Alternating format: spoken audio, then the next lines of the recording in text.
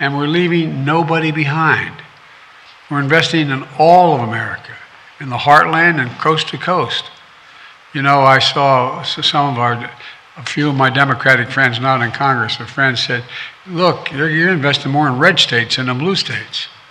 Well, I made a commitment. This is about all of America. I was impressed. No, I really mean it.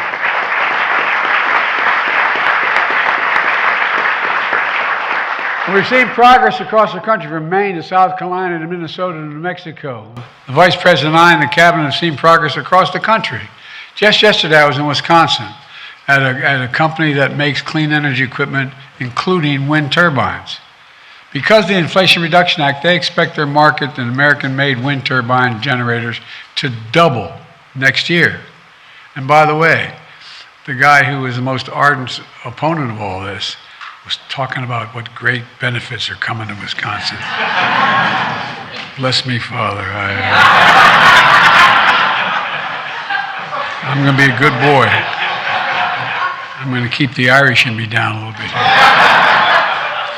At the same time, we're also boosting our nation's energy security. For years, China dominated the clean energy supply chains. We let the American jobs and factories go overseas. For how long have we gone through this period where the answer for the previous, mostly in Republican, but some Democratic administrations, the answer had been find the cheapest labor in the world, go close the factory here, build it over there, wherever that is, and then import the product from abroad? Not anymore.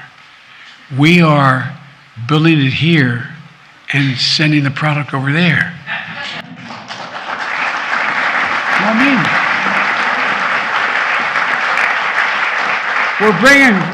we're bringing critical supply chains and technologies home for electric vehicle batteries, solar panels, wind turbines, critical minerals. And because of the CHIPS and Science Act, we've generated $231 billion in private investment in making semiconductors. $231 billion. A small computer chip the size of the end of your fingertip that affects nearly everything in our lives, from cell phones to automobiles to the most sophisticated weapon systems. You know, we invented these chips. We used to produce these chips. We stopped, and we saw during the pandemic we paid a high price for things that when overseas factories shut down, we paid a big price. But now we're bringing semiconductors home. In 2030, the Inflation Reduction Act is projected to help triple wind power and increase solar power by 8-fold. By 2030, electricity deployed through the U.S. power grid is expected to be powered by 81% clean energy. Hear me? Wow, friends. I have surprising news that has just been released. Nearly 1 million Americans are currently missing financial relief that they were supposed to receive years ago from our federal government.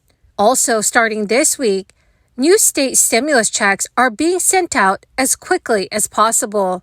My dear friends, please do me a big favor and watch until the end of this video to hear about all of the details.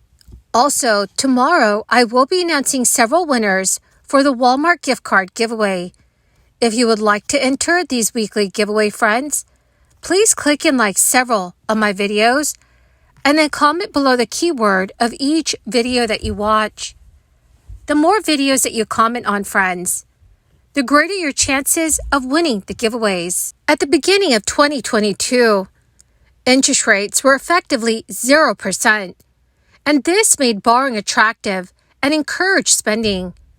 Car loans and mortgages offered low rates and incentivized individuals to spend and buy.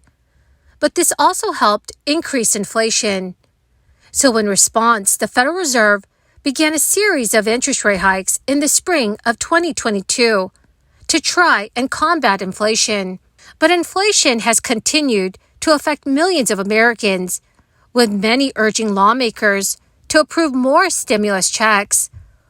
Well, friends, there is some good news for residents of the state of Minnesota. They should keep an eye on their bank accounts, as a deposit could soon be on the way. The state said it is about to start sending tax rebates to Minnesota families. Officials said direct payments will start this week. then paper checks will follow. Up to 700,000 payments are expected to go out on the first day, with the goal of wrapping 1.1 million deposits by the end of this week. So in total, nearly 2.1 million checks will be sent through September. Taxpayers do not need to apply for this rebate. The Minnesota Department of Revenue is using information from tax year 2021 to determine eligibility and send the payments. Governor Tim Walz said this Wednesday, "As residents of Minnesota plan for back to school, we know that the excitement families are feeling is mixed with the stress that comes with buying books, backpacks, and clothes. We're going to help with that, both with payments of up to $1,300 per family and universal free breakfast and lunch. Eligibility is based on income. If you made $75,000 or less, expect a check of $260. Couples making $150,000 or less will receive $520. Parents in those income brackets will receive another $260 per child for up to 3 children. So the maximum possible credit for a family will be $1,300. The Minnesota Department of Revenue Commissioner Paul Marcotte says, "It is not clear yet whether the payments will be subject to federal taxes, but they are exempt from state taxes." He said the agency has sought guidance from the IRS Council about taxability. The tax rebate payments are part of the $3 billion One Minnesota budget that was signed into law in May. This week, Republicans who were against the spending of surplus money during the latest session criticized the size of the checks going out, with House Minority Leader Lisa DeMuth calling them a fraction of what the governor promised on the campaign trail.